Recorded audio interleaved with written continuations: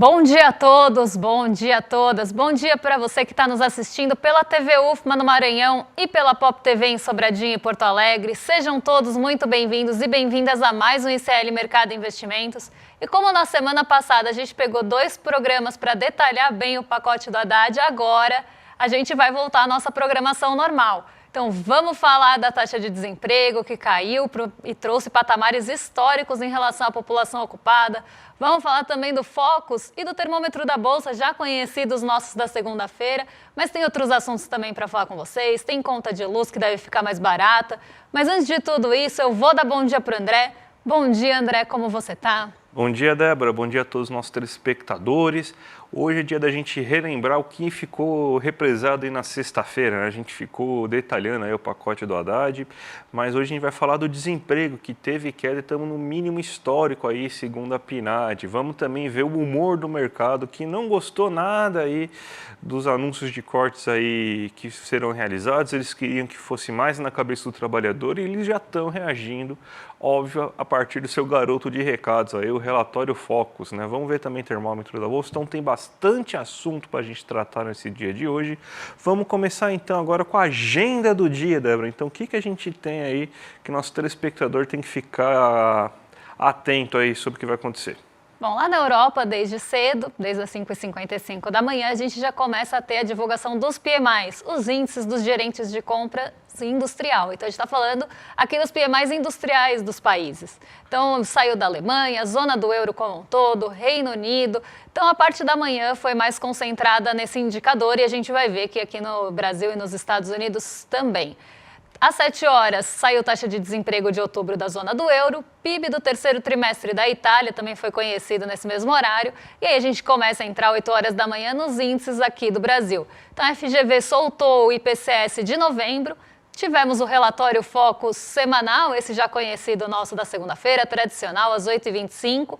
A gente tem também aqui no Brasil, às 10 horas da manhã, o diretor de política monetária e futuro presidente do Banco Central, Gabriel Galípolo, participando em uma palestra. Lembrando que na sexta-feira, Gabriel Galípolo e Fernando Haddad estavam reunidos na Febraban. Então, esse também foi um motivo que acabou mexendo bastante com os ânimos da Bolsa na sexta, mas isso é assunto para daqui a pouquinho. 10 horas da manhã, saiu o PMI industrial do Brasil, mas a gente vai deixar para amanhã justamente por conta do horário e por causa da PNAD que tinha ficado da semana passada.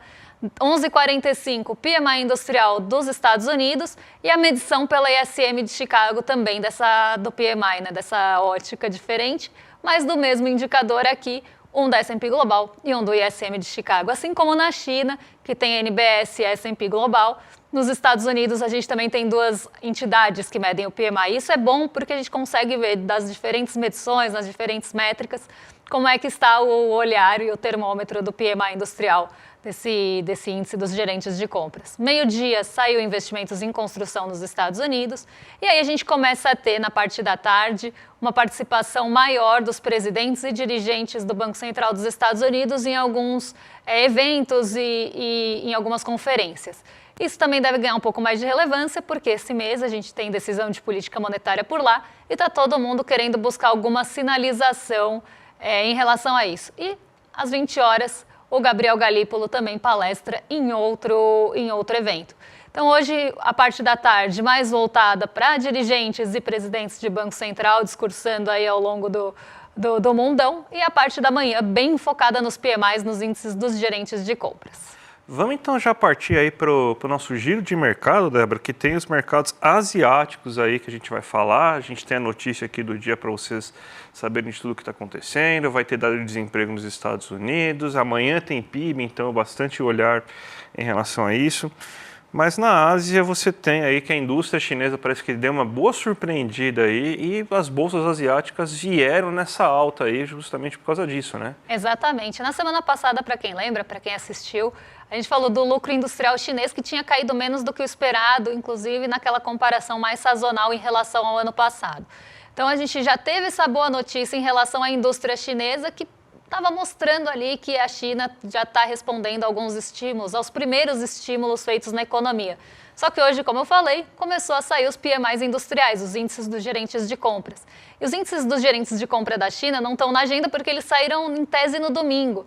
Então, esses índices eles foram positivos, tanto a medição da NBS quanto da S&P Global, ambos surpreenderam bastante o mercado, ficaram acima do esperado, apontando também na mesma direção do lucro industrial na semana passada. Então, aqui provavelmente a China está começando a responder, principalmente ali no seu setor industrial, aos estímulos e essas medidas que foram tomadas inicialmente. E aí o mercado recebeu essa notícia com braços abertos, porque toda notícia em relação à indústria chinesa acaba impactando todo mundo de uma forma geral, por ela ser um motor de economia global. E isso acabou levando todas as bolsas asiáticas junto à China para o terreno positivo. Então, as bolsas fecharam no positivo hoje. Vou colocar o Xangai Composto na tela, que teve uma alta aí de 1,13% nessa manhã.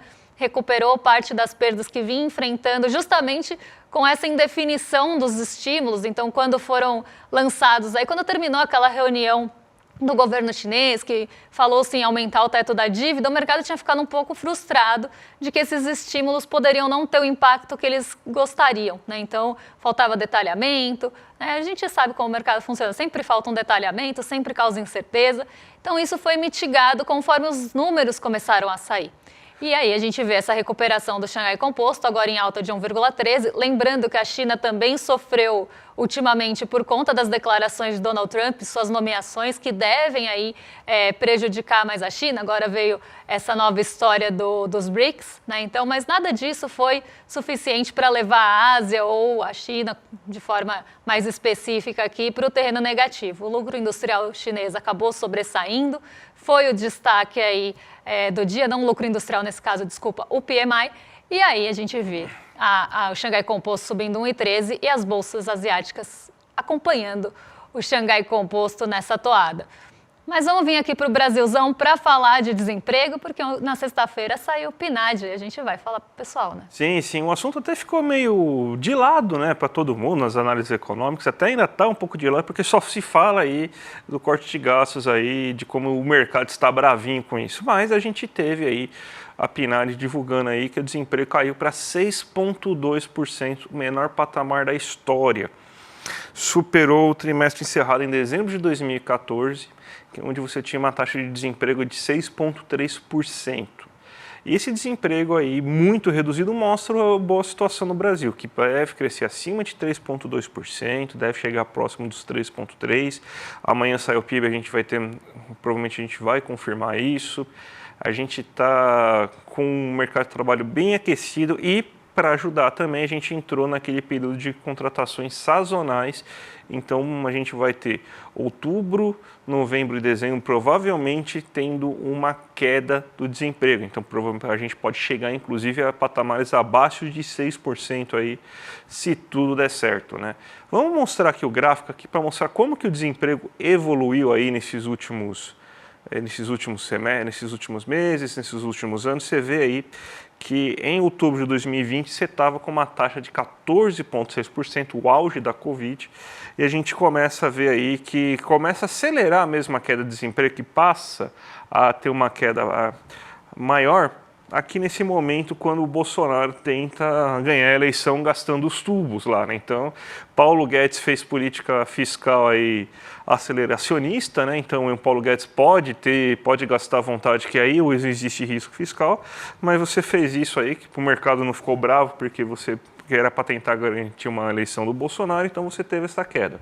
Aí sempre tem essa subidinha aqui nos 3 primeiros meses do ano, a gente vê essa mesma subidinha aqui, e aí a tendência foi sempre de queda contínua na tendência. Então, desde esse momento, a gente tem essa queda, chegando agora em 6,2% aí, a menor taxa da história do desemprego aí. Então, isso daí está mostrando aí, primeiro porque a gente está com uma economia, principalmente o setor urbano, muito aquecido, a indústria empregando mais, a gente tem também o setor de serviços empregando mais, o comércio empregando mais, isso daí aumenta a quantidade de pessoas empregadas. Também temos uma maior quantidade aí de pessoas economicamente ativas aí dentro do mercado de trabalho. O desemprego está em 6,8 milhões de pessoas ainda, então ainda tem bastante gente para tentar entrar no mercado de trabalho. desempregados. Então ainda tem trabalho a fazer para reduzir isso. A renda também aumentou, Débora. A gente tem o gráfico aqui para mostrar a renda também. A gente sai aqui em outubro de 2020 com 3.150, né? E aí começa o período de queda e acelera a partir justamente de janeiro de 2013. A gente vê que essa aceleração aí acontece também a partir de janeiro de 2022, aí você volta a ter acelerado a renda justamente quando aumentou o nível de gasto aí no ano de reeleição, aí, de tentativa de reeleição do Bolsonaro. E desde então a gente sempre tem essa tendência de queda. Agora está em 3.156, que é a renda habitualmente recebida. Se a gente pegar a renda total, né, então que você também conta com outros, que não é somente do trabalho, a renda está agora em 3.255. Então, mais uma vez, a gente vê política de aumento de valorização real do salário mínimo, reajustes reais aí dos benefícios sociais. Então, tudo isso está elevando a renda do brasileiro também. Vamos ver da onde que está vindo esse aumento do emprego aqui no Brasil, nesse último gráfico. A gente vê muita gente aí, muita formação de emprego sem carteira assinada, 14 mil pessoas aqui sem carteira assinada no setor privado. Se a gente for pegar o setor público também, a gente tem 1,5 pessoas aqui. Na verdade, isso aqui, André, é número de pessoas ocupadas por ocupação. Então, quantas pessoas estão ocupadas? E está em 1.000 pessoas, só que, gente, eu vou aqui só falar para vocês que está vírgula, mas é ponto, tá em inglês, olha que chique, né? Então, tá aqui 32 mil pessoas, 39 mil pessoas, só que estamos falando em mil, então estamos falando de 39 milhões aqui no caso. 39 milhões de pessoas com carteira assinada, 14 milhões sem carteira assinada, mas o mais importante é que para a gente ver aqui é o seguinte, que a maior parte da formação de empregos que a gente teve aí registrado nesse período foram de empregos informais, sem carteira assinada. Cresceu muito no setor privado sem carteira assinada, cresceu muito no setor público sem carteira assinada. O trabalho por conta própria, tanto com CNPJ, sem CNPJ, aumentou bastante. Por quê? São a contratação dos funcionários temporários. Então você tem essa sazonalidade aí que a gente sempre observa nesse período do ano. Principalmente o comércio contrata muito aí funcionários temporários para atender as demandas aí das festas de fim de ano. Então é isso que a gente tem. Então é bem importante a gente lembrar dessa sazonalidade. Então é daí que veio a formação de trabalho. Então a gente não pode falar que é uma formação de grande qualidade, mas já era esperado, porque esse período do ano você tem a contratação de uma boa porcentagem aí de pessoas informais. Mas mesmo assim a gente também teve crescimento, principalmente no setor privado com carteira assinada.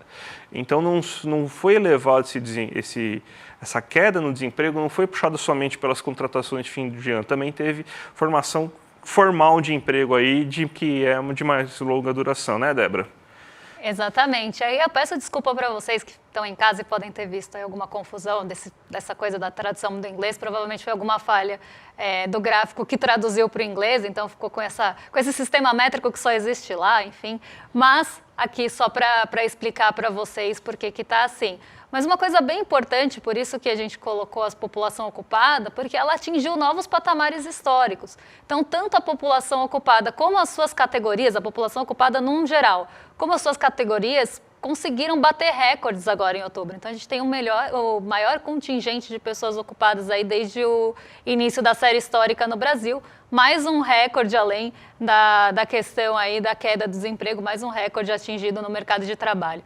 Mas vamos falar de focos agora, porque tem aí o relatório que sai toda semana, o relatório Focos de Expectativas de Mercado. Então a gente já pode imaginar que as expectativas continuam ruins, como na semana passada, como na semana retrasada e assim por diante. O mercado continua piorando as suas projeções para os principais indicadores macroeconômicos. Então o IPCA está em 4,71 para o final de 2024 e para final de 2025 subiu mais uma vez para 4,40. Então, a gente tem uma revisão para cima da inflação terminal de 2024 e 2025 para cima. Tá? Então o mercado está esperando mais inflação aqui no Brasil. E aí eu sempre trago essa reflexão, porque se a gente olhar lá na última linha, a Selic também subiu para 2025. A gente ainda não vê o reflexo de tudo o que aconteceu na Selic de 2024, porque aqui a gente está falando de mediana. Sempre é bom a gente entender que o Focus traz a mediana das expectativas. Então, o número que divide o conjunto ao meio. Mas quando a gente olha as médias, a gente já começa a ver uma puxada nas médias para 2024 também de Selic. Então, o que o mercado está falando aqui para a gente? A inflação vai subir e, com isso, a gente vai ter que subir a Selic. Nesse ano ainda não aparece aqui, mas na média sim. E no próximo, a gente ia ter uma queda um pouco mais acelerada, só que isso também não é uma queda um pouco mais desacelerada, só que isso já mudou, não é nem mais queda desacelerada, já é alta da Selic para o ano que vem, para justificar a tentativa de conter a inflação. A grande questão é, precisamos ver de onde está vindo a nossa inflação. Isso tem sensibilidade ou não à Selic? E a gente tem visto ultimamente que não. Ora vem dos alimentos in natura, agora vem da carne. Então, quando a gente vê esse tipo de narrativa sendo construída, esse tipo de historinha sendo contada, a inflação está subindo, nossa projeção de inflação está subindo, então isso justifica uma taxa Selic mais alta, a gente tem que questionar. Ponto. Porque precisamos entender de onde está vindo a inflação e se tem sensibilidade ou não a Selic. Não adianta falar, está subindo, tem que subir Selic. Outro ponto aqui interessante, câmbio. Está em 5,70 para esse ano, então o câmbio deve terminar aqui, segundo as projeções do mercado, em 5,70 e 5,60 para o ano que vem, aumentou um pouquinho. O que também está sendo falado aqui? Olha, o câmbio, a gente projeta que o câmbio que a gente consegue manipular, né, porque a gente está falando de mercado financeiro, vai ficar mais alto esse ano e no ano que vem. Aqui o de 2024 não mudou, mas o de 2025 sim. Lembrando que tem um ano ainda para o fim de 2025, o mercado vai errar muito projeção de câmbio, porque câmbio é uma variável bem difícil de projetar. Então, como eles fazem? Eles colocam um valor meio próximo do que está sendo negociado, tanto no dólar à vista, como no dólar futuro aqui para dezembro, já que a gente está falando de fim de ano. Então, está mais fácil de não errar, mas ainda assim pode errar. Então, eles estão falando que o câmbio mais alto também vai puxar a inflação para cima. E isso também justifica a alta da Selic, porque com uma Selic mais alta, vai ter mais atratividade de recursos estrangeiros entrando aqui, e isso poderia segurar o câmbio e inflação via câmbio. Então, toda essa historinha, como eu falei, está sendo construída há bastante tempo. Cada dia com um capítulo novo, cada dia ali com um novo tijolinho sendo colocado, mas ela já está sendo construída faz tempo. E a gente consegue ver, né, como isso está impactando, inclusive, o dia a dia das pessoas, porque a gente pode entender que não, mas você mexer com uma variável como câmbio, você está mexendo com todo mundo. Você pode achar que não, mas não importa se ele é alto ou não, mas direta e indiretamente essas duas variáveis podem mexer com a vida de todo mundo. E são duas variáveis que o mercado tem muito poder em cima. O câmbio, inegável, que é indiscutível, porque quem consegue negociar grandes quantidades de contrato cambial, tanto à vista quanto para o futuro, é o mercado financeiro. Então, ele consegue sim jogar o câmbio para cima. E o relatório Focus é um dos instrumentos de pressão que se tem para dar recado para o Copom. Então aqui o mercado está falando, olha Copom, Comitê de Política Monetária, olha Banco Central Independente, depende de quem? A gente quer uma taxa Selic pelo menos em 11,75 em 2024 e 2025 12,63. Então já está sendo dado um recado aqui, mas quando a gente olha a negociação de juros futuros, a gente consegue ver que o recado está até mais forte por lá, porque as taxas terminais estão muito mais altas do que a gente está vendo aqui. Então, são dois instrumentos de pressão para dar recado mesmo para o Comitê de Política Monetária. A gente quer que esteja nesse patamar, porque se não estiver nesse patamar, a gente não acha que o resto vai ancorar. Entende? Eles começam a trazer outros pontos para tentar, inclusive, fazer com que as pessoas comprem esse discurso, para justamente favorecer essa história sendo contada. Então, a gente vê essa Selic que parece tão distante da gente, ou o câmbio que parece tão distante da gente, mas tudo isso influencia na nossa vida. Uma Selic mais alta vai enxugar ali o crédito, vai diminuir a oferta do crédito, vai deixar o crédito mais caro. O crédito mais caro aumenta a inadimplência. Se a gente vai para o lado real da economia, uma taxa Selic mais alta acaba deixando vários projetos inviáveis. Então, isso diminui também ali o investimento do lado real na economia. Então, tudo isso acaba impactando a gente direto ou indiretamente. E o câmbio nem se fala, porque vários produtos são negociados em dólar, principalmente se a gente está falando de preços ao produtor. Isso vai sim pressionar a inflação em algum momento no consumidor. Só que a gente está falando de uma variável negociada no próprio mercado financeiro. Então, parece que está distante da gente, mas não está tão distante assim. Se a gente vai para a PIB, aqui nada muito surpreendente, porque já está muito próximo de outras métricas aí que também tentam prever o PIB do Brasil. Crescimento em 3,22, também tentando justificar essa taxa Selic mais alta, até porque o mercado acha que o nosso Brasil está crescendo acima do que a gente poderia crescer e que isso também seria um fator de pressão inflacionária. Então, o que o mercado está pintando aqui de cenário? Que a inflação vai ficar mais alta, que para isso a gente precisa subir a taxa Selic, que a inflação vai ficar mais alta porque a gente está crescendo acima do nosso potencial pelo PIB e porque o câmbio também vai pressionar os preços. Então, aqui a gente tem que tomar muito cuidado, porque a maioria esmagadora das notícias que eu vejo contam essa história. E a gente precisa entender onde ela falha e onde tem ali essas brechas para a gente...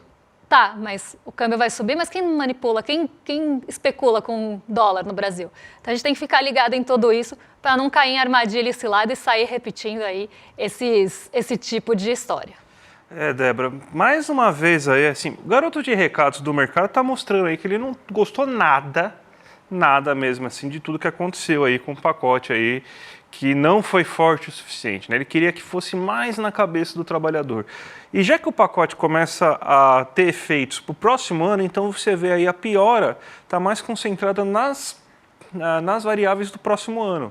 Então você já tem uma estagnação no crescimento econômico, a inflação está quase em 4,50 para o próximo ano, ou seja, estourando a meta, subindo de novo taxa de câmbio e já pressionando para uma taxa Selic mais elevada no próximo ano, maior até do que a gente está vendo agora. Ou seja, ele está falando que em vez de você ter uma queda da Selic no próximo ano, não, você vai aumentar e vai ficar em patamares maiores. Então, a gente sabe que esse 12,63 vai virar 12,75. Então, um ponto percentual maior do que a gente tem no próximo ano. Então, é isso que você tem agora nesse momento. É justamente o mercado mostrando seu descontentamento aí, porque ele queria que mexesse de fato aí com benefícios sociais, que ele queria que fosse cortado estruturalmente, que você não tivesse ganho real no seu salário mínimo, que você aposentado e pensionista não tivesse direito a aumento real da sua pensão, do seu benefício. Então é isso que ele queria. Então, já que você não vai ser tão prejudicado assim, você vai acabar pagando uma conta assim, mas a conta não vai ficar tão alta quanto o mercado gostaria, ele reage dessa maneira. E o nosso querido mercado, além de tudo, é um grande mimadinho. Mas vamos falar de coisa boa aí, porque foi anunciada a bandeira tarifária do mês de dezembro. Choveu mais, então aumentou agora os reservatórios e com isso você não vai ter cobrança extra, inclusive vai ter queda na cobrança, porque a gente está na bandeira amarela, a bandeira verde, a gente estava em bandeira amarela, agora a gente vai ter a bandeira verde, ou seja, todo o sistema emergencial foi desligado agora, a gente não está utilizando mais as termoelétricas em nenhum nível nesse momento. A gente está com uma boa oferta, os reservatórios estão com um bom nível de água, isso aí vai ser importante, não somente para a gente ver a questão aí da conta de luz aí, que isso é ótimo para o consumidor que vai pagar mais barato, mas também para conter a inflação, porque a conta de energia elétrica foi o vilão desse mês aí de outubro, que você teve uma inflação muito elevada. Então, tendo deflação na conta de luz no mês de novembro e no mês de dezembro, talvez a gente consiga aí uma inflação mais reduzida e se não tiver grandes pressões de alimentos aí, que é o segundo ponto que a gente tem que ficar mais atento, provavelmente a gente vai ter, então, uma inflação que vai conseguir dentro da meta aí. Mas, Débora, para a gente finalizar aqui, vamos falar rapidinho do que o mercado está esperando para essa semana? Vamos falar. E, gente, vale lembrar, viu, que queda na conta de luz não tem nada a ver com o Selic, porque o Selic não faz chover e também não muda a bandeira tarifária da luz. Mas vamos lá falar de termômetro da Bolsa, as expectativas dos agentes, desses mesmos agentes do mercado financeiro para a nossa Bolsa no final dessa semana. Então, aqui a gente está sempre falando de fechamento semanal. Se a gente pegar os últimos fechamentos semanais, né, os 6 últimos fechamentos semanais aí, só um ficou positivo. Só a semana do dia 18 de novembro até o dia 22 de novembro, o fechamento da semana ficou positivo na nossa Bolsa. Desde o dia 21 de outubro, a gente só vê, basicamente, a Bolsa caindo semana após semana. E muito disso, né, vale sempre reforçar, principalmente aqui do 4/11 até 25/11, foi reflexo justamente, primeiro, das expectativas do mercado em relação ao pacote de corte de gastos. Então, o mercado se decepcionou, se frustrou bastante com o pacote de corte de gastos anunciados na semana passada. Mas aqui, desde o dia 4 de novembro, a gente já tinha expectativa por esse pacote. Então, o mercado já estava ali se posicionando, pressionando para que ele saísse logo. teve todo aquele adiamento por conta das conversas, das negociações. Ele foi anunciado nessa semana do dia 25 de novembro a 29 de novembro. Nossa bolsa caiu 2,68, contrariando a maior parte das expectativas do mercado, que era da bolsa em alta nessa semana. 62,5% dos entrevistados aqui acreditava que a bolsa ia subir e 25% acreditava que a bolsa ia pelo menos ficar no 0 a 0. Só 12,5% esperava a queda. Por que só 12,5% esperava a queda? Porque eles achavam que o pacote ia ser feito nos moldes que eles queriam. Na magnitude que eles queriam, da forma que eles queriam e nos moldes que eles queriam, que é aquele molde mais tradicional de corte de gastos, saúde, educação, benefícios sociais, o que não foi, o que não aconteceu, né? Não foi anunciado a contento do mercado. Então o mercado essa semana espera que a bolsa vai ficar no 0 a 0, ainda a expectativa de alta é maior do que a expectativa de queda, justamente porque pode ter, sim, uma recuperação da nossa bolsa, principalmente puxada pela valorização das commodities depois desses dados do lucro industrial da China ou do índice dos gerentes de compra apontar para uma atividade industrial por lá um pouco mais aquecida. Isso pode favorecer preço de commodity, o que também pode favorecer aqui a nossa bolsa e a recuperação também, porque depois de tantas semanas e tantos dias de queda, a bolsa chega num patamar que ela começa a ficar barata para comprar. Então, essa recuperação pode vir daí. Mas boa parte do mercado acredita no 0 a 0.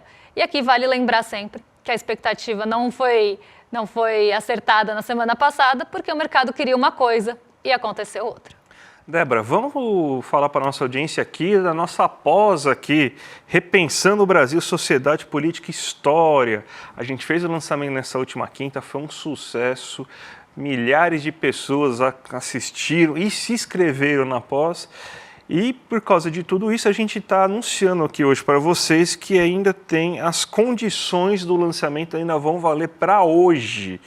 A nossa pós é conhecida pelo MEC com nomes como Gessé Souza, Muniz Sodré, Mariana Chauí, Renato Ribeiro, Ladislau Dobor, Lindener Pareto, então tá imperdível, gente. Então hoje é o último dia das condições de isenção de matrícula e oferta especial aí na mensalidade. Ó, entra aqui em clmercado.com.br, se inscreve aí para aproveitar esse pacote aí dos últimos dias, tem os materiais de graça com todos os livros. Então, ó, tá valendo muito a pena, Débora. E agora, antes de passar para o rolê, eu vou agradecer a nossa audiência, que hoje está representada pelo Lucas, que eu encontrei no fim de semana, e muito nosso fã. Então, um abraço para todos vocês, um abraço para ele que representa vocês. E agora sim eu vou entregar para o rolê ICL com o William De Luca e o Guga Noblar. Um excelente programa para vocês, fim de dia. A gente volta amanhã e amanhã tem uma surpresa especial, principalmente para quem tem dúvida em relação ao imposto de renda da pessoa física e tem PIB também. Programa muito importante. Um beijo. E até lá, pessoal. Até mais, gente. Tchau, tchau.